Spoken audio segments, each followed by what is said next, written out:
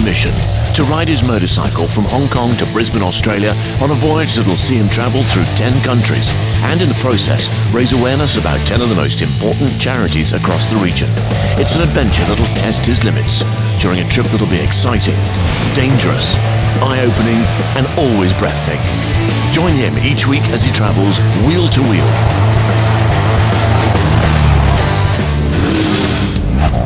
After Vietnam and an intense learning experience with Animals Asia, Morgan is now on his way to visit Child's Dream in Laos.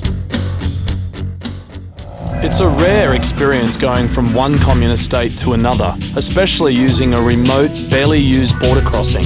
It felt like a scene from a James Bond movie where I was the political prisoner being handed across.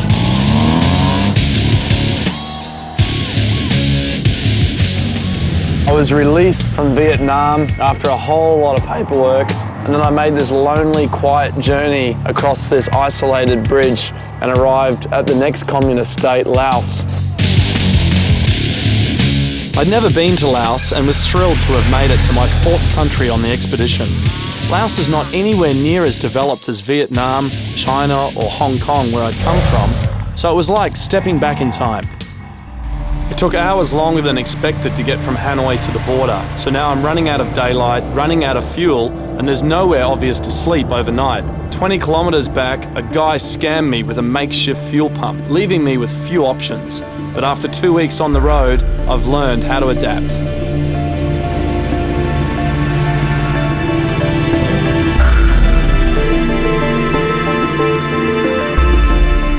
The first day of the entire expedition that I've seen the sun or seen blue sky.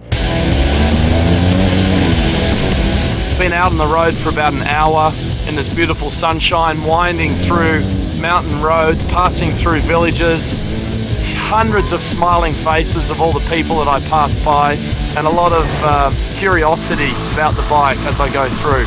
Absolutely loving the sunshine, loving Laos.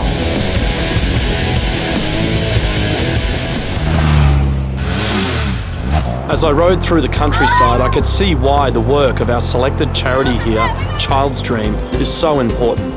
Lots of children, but no schools in sight. But before meeting its founders, Daniel and Mark, I was keen to experience Laos as a tourist. One of the country's star attractions is the Plain of Jars.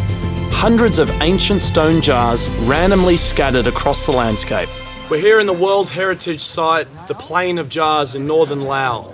An area of such mystery, no one actually knows what these jars were originally placed here for. Explanations include storage for rice, storage for bodies, and even weirder examples of perhaps giants inhabiting the earth thousands of years ago and using these as their cups for drinking. Who knows? All I know is it's fascinating.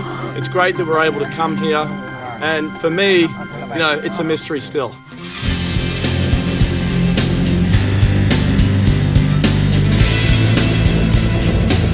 The expedition's hectic schedule means I was quickly back on the bike and headed to Luang Prabang. The road was incredibly challenging with countless blind corners every hour. But the sun was still shining and I was thankful for that.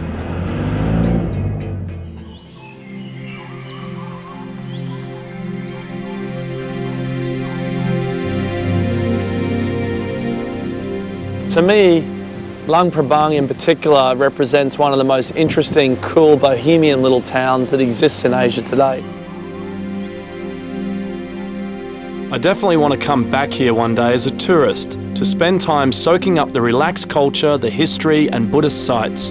Luang Prabang is a well-known backpacker's gem, but it's about to become a whole lot more popular with mainstream tourists. I'm eagerly awaiting the rendezvous with Child's Dream and opening my first ever school in a matter of days. But until that time, I want to experience everything. That includes eating some local food. This is a fried cricket, a local specialty of Laotian cuisine. And when I go to a different place, I always like to try and be at one with the locals. And so here we go. It's actually not too bad. Thankfully, it wasn't an all-insect diet whilst in Laos. This landlocked country, sandwiched between Thailand, Vietnam and Cambodia, is influenced by many cultures. But despite that, Laos still maintains its own identity and vibe. Well, I think obviously the development was obviously much faster in Thailand. Laos and Cambodia, obviously very different countries, but they had they participated in war. I mean, Laos was heavily bombed during the Vietnam War. Cambodia had the Khmer Rouge, a lot of social unrest there. So I think they had like a late start in their development. In Laos here, I think corruption might be a little bit less than in Cambodia, but it's still present. And it's still a very communist country, so it's still quite closed with all its pros and cons. Corruption aside, there's a real spiritual aspect to Laos. The sight of hundreds of orange-clad monks picking up their alms in the morning is breathtaking.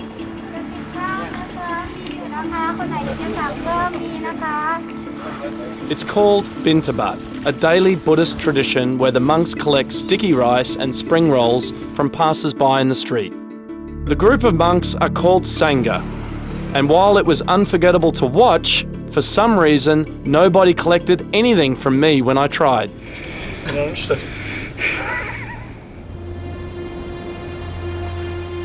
Undaunted, I also climbed 100 metres up above the old part of Luang Prabang, where I visited the religious site known as Wat Tan Pusi. There I could see the main temple, a supposed imprint of Buddha's foot, and enjoy an inspiring view of the town. It's awesome.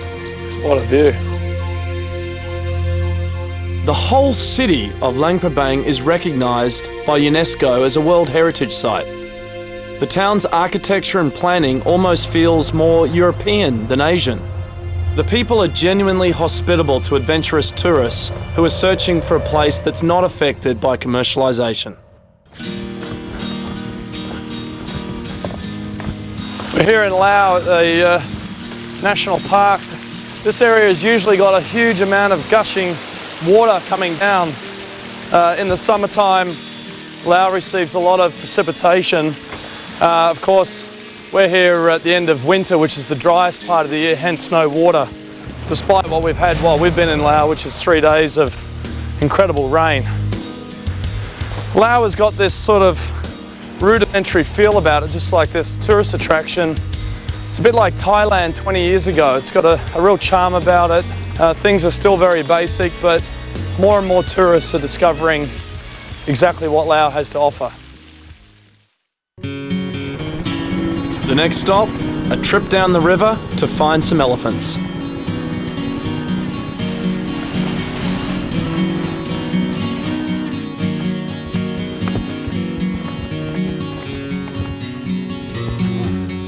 Beautiful elephants. It's awesome. Laos used to be known as the land of 1 million elephants. Whoa. But a lack of funds and few experts has meant that many have been poached over the years. That is changing, albeit slowly. My time touring Luang Prabang sites in the sunshine provided the ultimate tourist experience.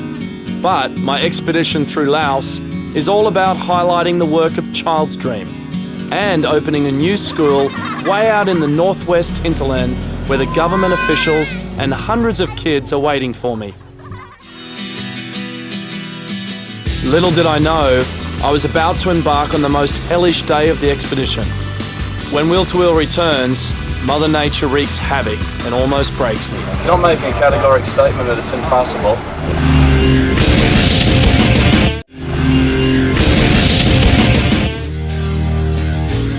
A new day and the rain is back. No surprises there. Everyone assembles. Child's Dream have arrived in their four-wheel drive, and my local fixer has decided he wants to ride a motorbike as well. But the ominous weather creates a dilemma. Do we take the longer, safer route, or ride straight for the new school, over 150 kilometres of unfinished road? Daniel from Child's Dream had driven the shorter route only 2 days earlier, and all was clear. I'm up for the challenge. But given the weather, the locals were convinced we should take the longer road. Narrow, you're a lot of curves, and then it is raining, so it cannot go, for sure. I couldn't accept any scenario that meant missing the school opening, so I decided we would take the more challenging terrain. Let's go on the original route. Okay, we're fading up the hard one. Okay. Alright, let's go.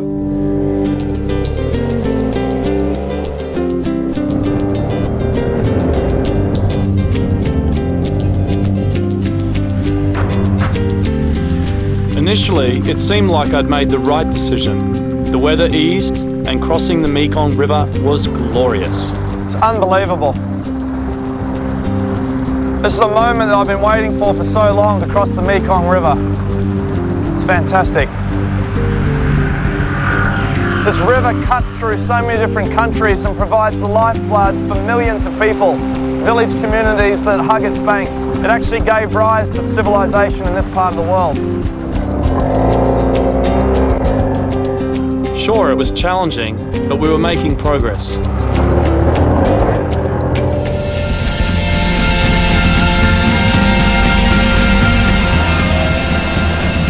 It was thrilling to be on this dirt road, riding through villages and frequently crossing creeks and rivers.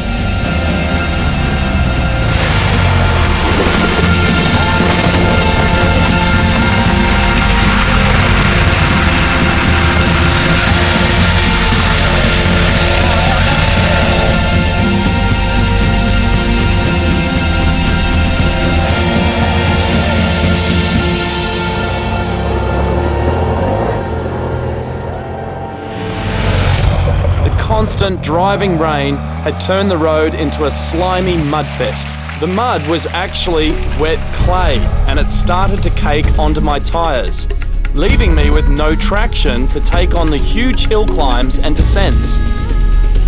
What a recipe! Take a fully loaded bike, combine it with freezing temperatures, mud and rain, then add fallen trees to the mix. It was just another obstacle to move out of the way.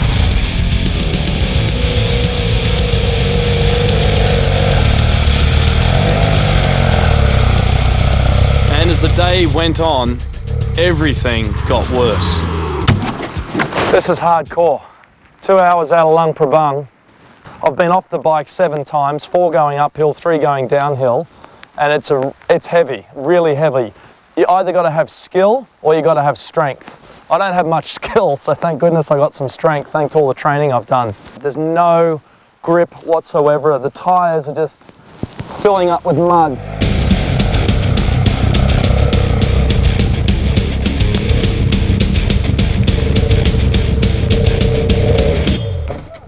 Glad to know the motorbike still works when it's been upside down. We had to make it to the school opening.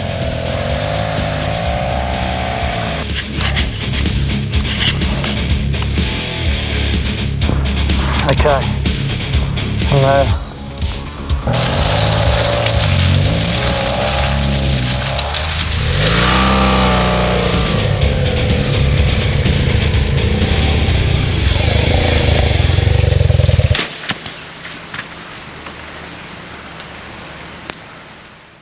15 hours of absolute hell in the middle of nowhere, no mobile phone reception, no food, no showers, no warmth, no respite from the weather. One four-wheel drive's gone off the cliff. The child's dream four-wheel drive, it's parked by the side of the road, unable to negotiate some of the very steep inclines that I had to get through. The other motorbike that was riding with me, the tour guide, he'd given up, he'd burnt out his clutch, destroyed his bike. It was parked by the side of the road.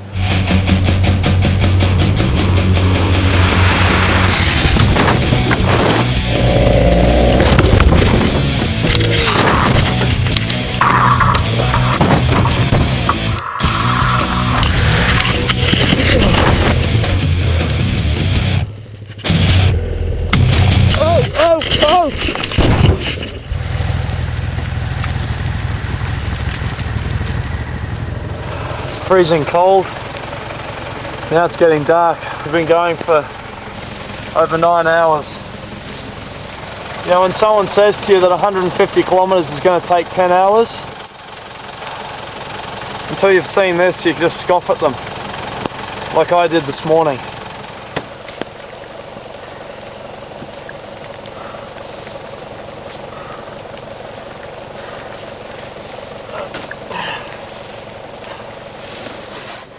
the hardest day of my life, hardest ride of my life. 150 kilometres. I never could have thought anything could be so hard and just challenged me so much.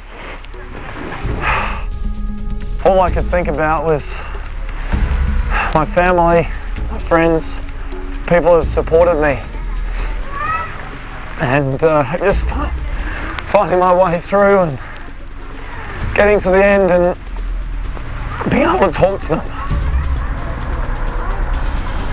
I'd come down with a severe case of hypothermia, and we desperately needed a place to sleep. 4 guest houses later, and things were becoming dire. Around 9 o'clock, someone was banging on my door, opened the door and saw aliens. And they looked totally dirty, and then they asked for room, but I was full. Monica has saved my life tonight. I was starting to lose consciousness in the car. I could feel my heartbeat starting to slow as the hypothermia set in.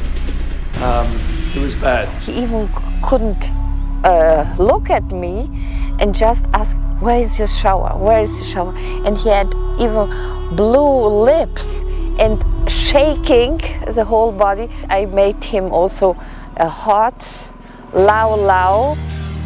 This is the famous rice schnapps from Laos. With some homemade goulash and a couple of Laos in me, my consciousness returned. After hearing our story, Monica eventually let us sleep on the floor. All in all, it was a day I'll never forget. Those moments, you just totally rebuild any faith that you ever lost in humanity. And it renews the energy that you have to make the world a better place. I can't speak enough about the importance of that day and the resolve it gave me to push on. The dream of opening a new school was lost. I was heartbroken. But tomorrow's a new day. Hopefully I'll be reunited with Child's Dream, and together we can make a new plan. It's the morning after what was a hellish day on the bike yesterday, with 150 kilometres in the mud and 20-something falls. It's still raining out here in northeastern Laos, completely unexpected for this time of year. Given the destructive events of the last 24 hours, we abandoned any hope of making the school opening. Instead, we travelled for a few hours to 2 of Child's Dream's more accessible schools. The reception at the first school made it all worthwhile.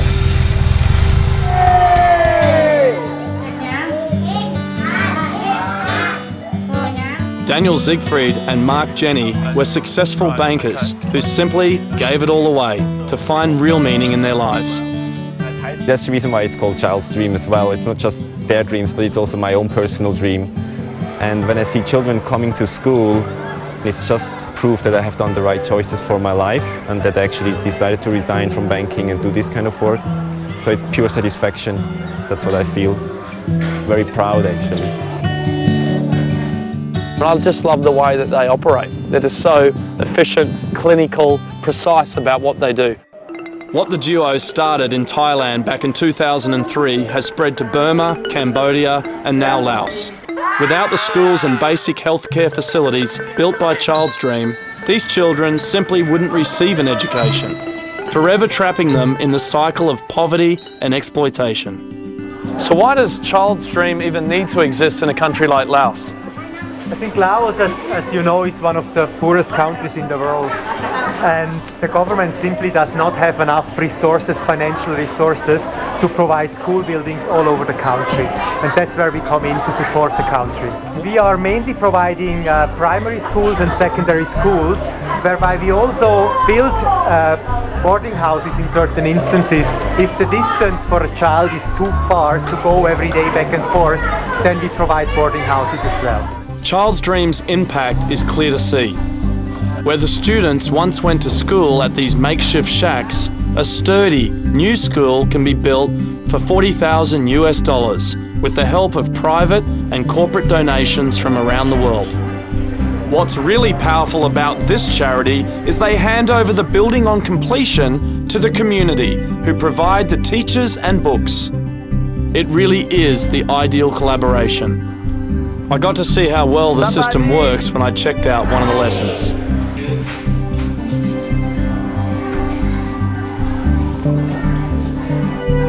These kids are learning some serious stuff. Grade 10 algebra and English was hard enough for me, but in Laos, impossible. If they don't get an education, the risk of exploitation is extremely high.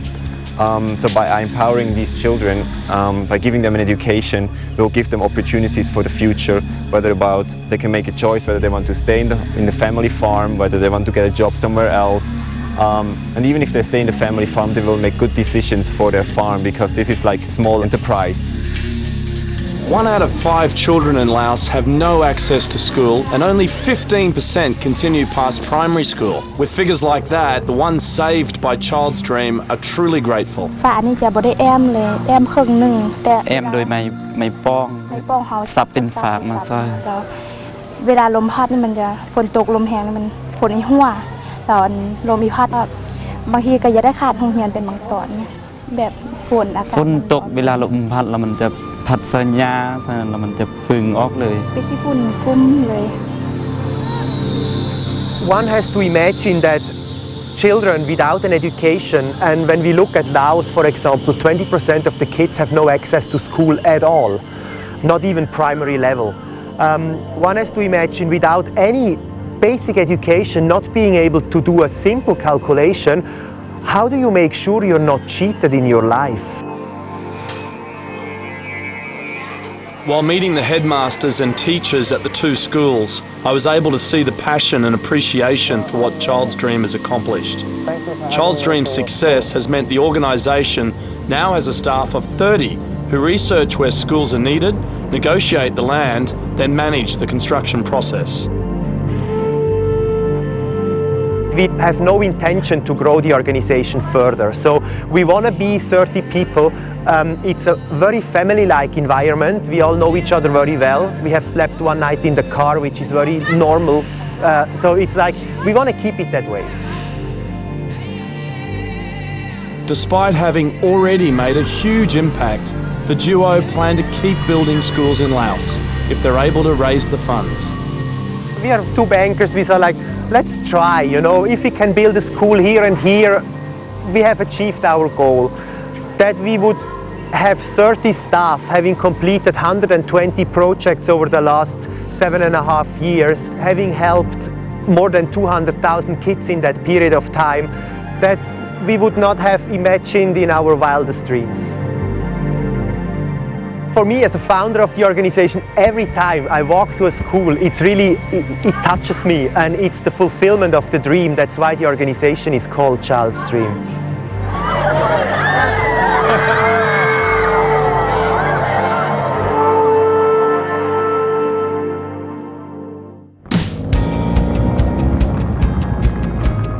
Refreshed and invigorated by the school visits, it was time to push on. I was now completely alone for the first time in the expedition. It made me feel nervous, perhaps a little scared, but certainly apprehensive. Overall, I was excited about the opportunity to be a solo adventurer.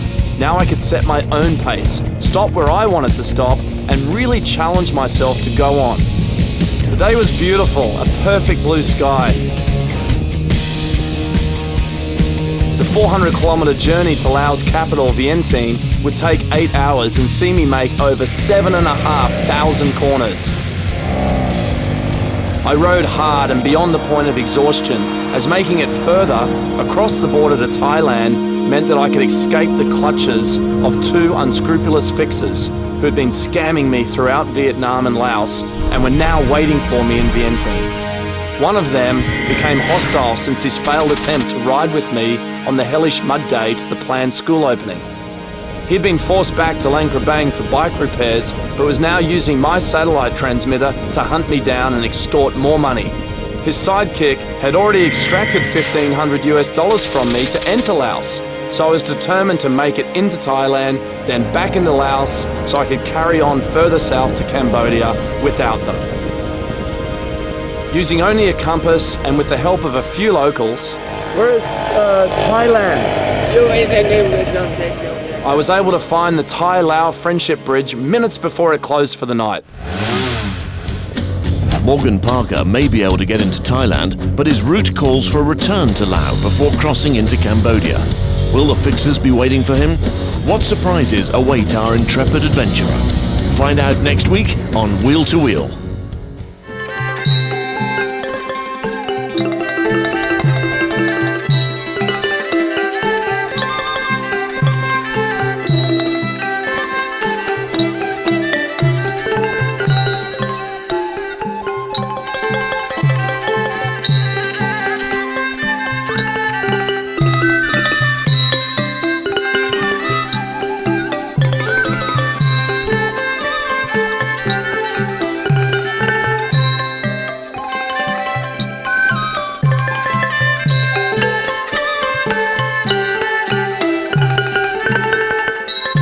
For more information, please visit wheel2wheel.tv.